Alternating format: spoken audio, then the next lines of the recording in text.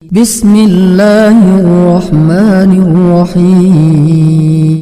Assalamualaikum warahmatullahi wabarakatuh. Apa kabar mahasiswa semua? Sehat?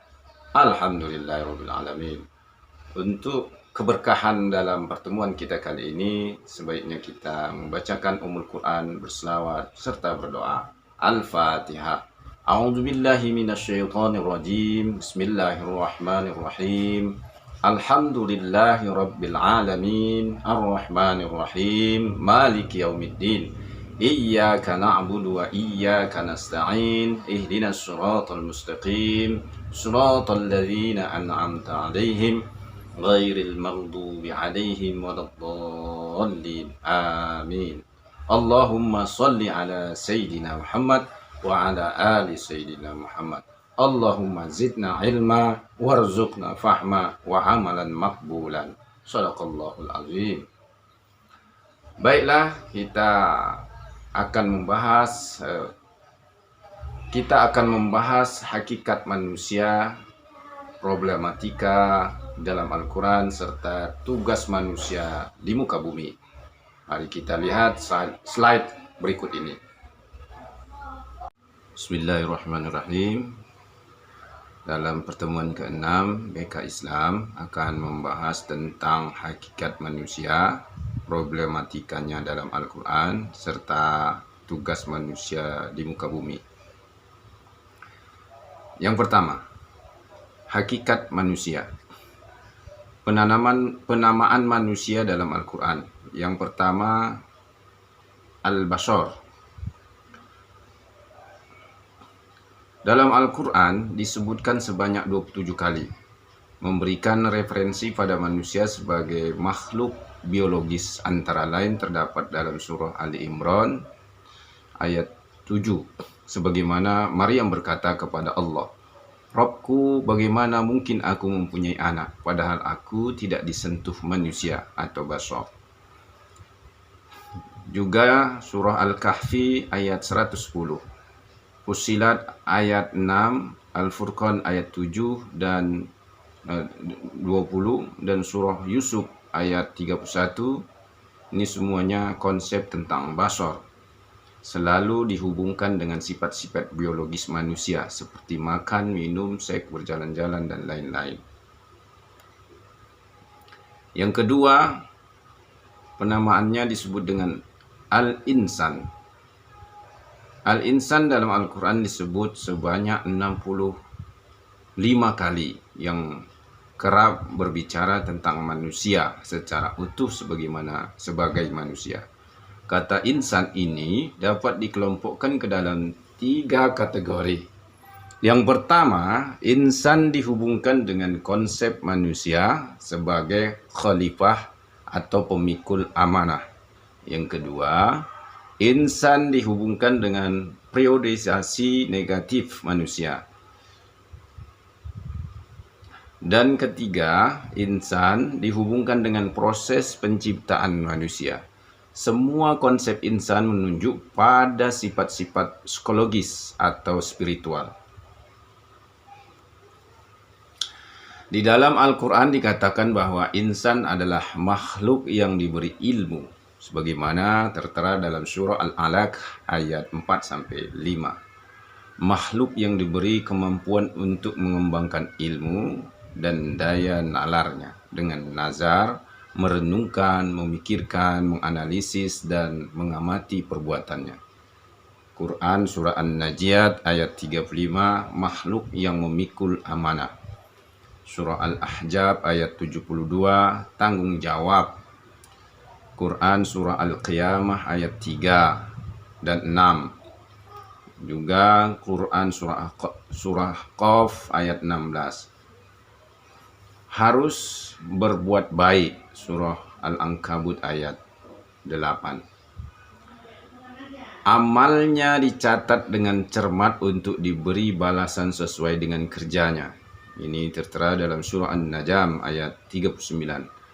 Oleh karena itu, insanlah yang dimusuhi setan. Quran surah Al-Isra ayat 53. Dalam kategori kedua, insan dihubungkan dengan prodipsos prodi posisi negatif, manusia cenderung zolim dan kafir.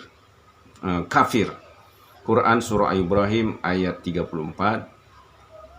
Juga insan tergesa-gesa, surah Al-Isra ayat 67. Insan sebagai sifat yang bakhil, Quran surah Al-Isra ayat 100. Insan disebut juga dalam sifat yang bodoh, ini disebut dengan dalam Al-Quran surah Al-Ahzab ayat 72. Berbuat dosa, Quran surah Al-Alaq ayat 6 dan lain-lain. Yang ketiga, penamaan manusia itu sebagai nas. Nas paling sering disebut dalam Al-Quran, yaitu sebanyak 240 kali. An-nas mengacu pada manusia sebagai makhluk sosial. Hal ini dapat kita lihat dalam 3 segi. Yang pertama, banyak ayat yang menunjukkan kelompok sosial dengan karakteristiknya. Ayat-ayat ini lazimnya dikenal dengan ungkapan wa minan nas, dan diantara sebagian manusia.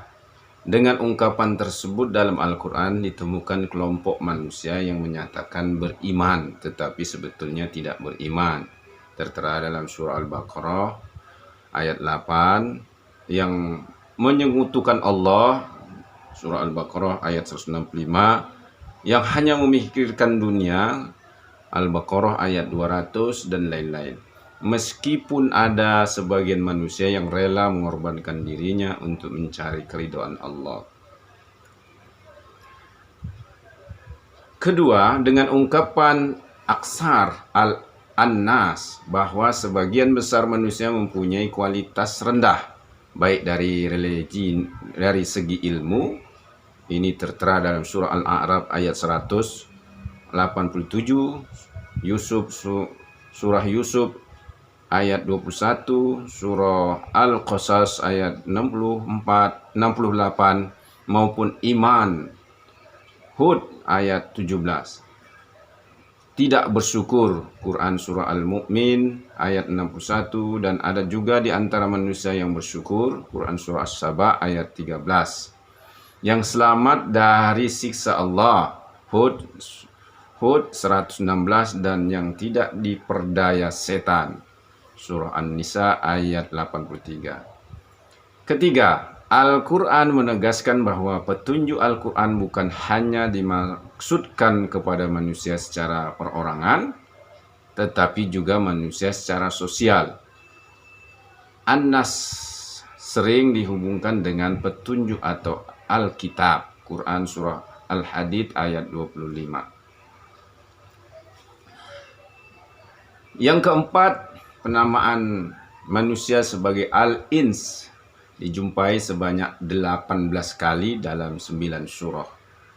Kata al-ins digunakan untuk dihadapkan berlawanan dengan kata jin yang berarti jin atau makhluk halus, atau dihadapkan dengan kata jan yang juga bermakna jin. Penyebutan kata ins yang berlawanan dengan jin atau jan ini memberikan konotasi bahwa kedua makhluk Allah ini memiliki dua unsur yang berbeda, yakni manusia yang dapat dilihat dari indera, sedangkan jin tidak. Dalam Al-Quran Allah katakan, wa ma khalaqtul jinna wal ins illa liya'budun. Dan inilah yang menjadi kuisnya. Sebutkan surahnya dan ayat berapa. Nanti kuis ini dijawab dalam ruang komentar YouTube saya. Kelima, disebut juga dengan Bani Adam atau Juriyati Adam. Maksudnya adalah anak cucu atau keturunan Adam. Kedua istilah itu digunakan untuk menyebut manusia karena dikaitkan dengan kata Adam, yakni sebagai bapak manusia atau manusia pertama yang diciptakan Allah dan mendapatkan penghormatan dari makhluk lainnya selain iblis. Ini tertera dalam surah Al-Baqarah ayat 34. Secara umum, kedua istilah ini menunjukkan arti keturunan yang berasal dari Adam, atau dengan kata lain, secara historis asal-usul manusia adalah satu, yakni dari Nabi Adam. Kata Bani Adam disebutkan Al-Quran sebanyak 7 kali. Di antaranya dalam surah Al-A'raf ayat 26, 27, 31, dan 35. Dalam surah Al-A'raf ayat 31, Allah Subhanahu wa taala berfirman, "Hai anak Adam, pakailah pakaianmu yang indah di setiap memasuki masjid, makan dan minumlah, dan janganlah berlebih-lebihan. Sesungguhnya Allah tidak menyukai orang-orang yang berlebih-lebihan." Quran surah Al-A'raf ayat 31. Sedangkan kata Juriyati Adam hanya disebut sekali, yakni dalam Quran surah Maryam ayat 58. Nah, sekarang kita masuk ke B, yaitu problematika manusia. Pengertian problematika manusia. Problem manusia dalam konseling ditujukan dengan berbagai gejala penyimpangan yang merentang dari kategori ringan sampai berat. Dalam hal ini, Sofyan S. Willis mengemukakan tentang tingkatan masalah sebagai berikut. 1. Masalah ringan seperti malas dalam beribadah, malas dalam bekerja, membolos sekolah, kesulitan belajar, dan lain sebagainya. Yang kedua, masalah sedang seperti gangguan emosional seperti berkelahi antara tetangga, berkelahi antar sekolah, kesulitan belajar karena ada gangguan di keluarga, dan lain sebagainya. Ketiga, masalah berat seperti gangguan emosional berat seperti kecanduan alkohol, tindakan kriminalitas, percobaan bunuh diri, dan lain sebagainya. Di dalam Al-Quran banyak ayat yang mencela manusia. Dalam hal ini berarti manusia benar-benar telah berada dalam problematika atau bermasalah. Ayat-ayat tersebut diantaranya adalah, sesungguhnya manusia itu sangatlah zolim dan amat bodoh. Ini Quran surah Al-Ahzab ayat 72. Manusia benar-benar sangat mengingkari nikmat. Tertera dalam surah Al-Hajj ayat 66. Ketahuilah, sesungguhnya manusia benar-benar melampaui batas karena melihat dirinya serba cukup. Quran surah 6-7. Adalah manusia bersifat tergesa-gesa. Quran surah Al-Isra ayat 11. Apabila manusia ditimpa bahaya, dia berdoa kepada kami dalam keadaan berbaring atau berdiri, tetapi setelah kami hilangkan bahayanya, dia kembali melalui jalan yang sesat, seolah-olah dia tidak pernah berdoa kepada kami untuk menghilangkan bahaya yang telah menimpanya. Ini tertera dalam surah Yunus ayat 12. Adalah manusia itu sangat kikir. Surah Al-Isra ayat 100. Dan banyak hal yang seperti itu digambarkan Al-Quran, bahwa menunjukkan banyak problematika yang terjadi pada manusia itu. Nah, beralih kita kepada tugas manusia di bumi.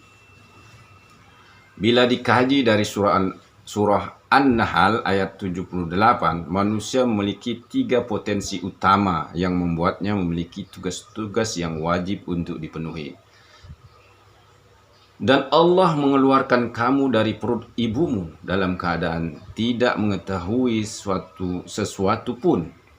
Dan dia memberi kamu pendengaran, penglihatan, dan hati nurani agar kamu bersyukur. 3 potensi manusia yang dimaksud dalam surah tersebut adalah, pertama pendengaran, yang kedua penglihatan, dan yang ketiga adalah hati nurani. Jadi apa saja tugas manusia di bumi? Yang pertama adalah sebagai abdun atau hamba Allah, mengabdi kepada Allah. Ketiga potensi tersebutlah yang membawa manusia memiliki tugas-tugas utamanya. Tiga tugas tersebut yang pertama adalah mengabdi, beribadah. Sebagaimana dalam firman-Nya di surah Az-Zariyat.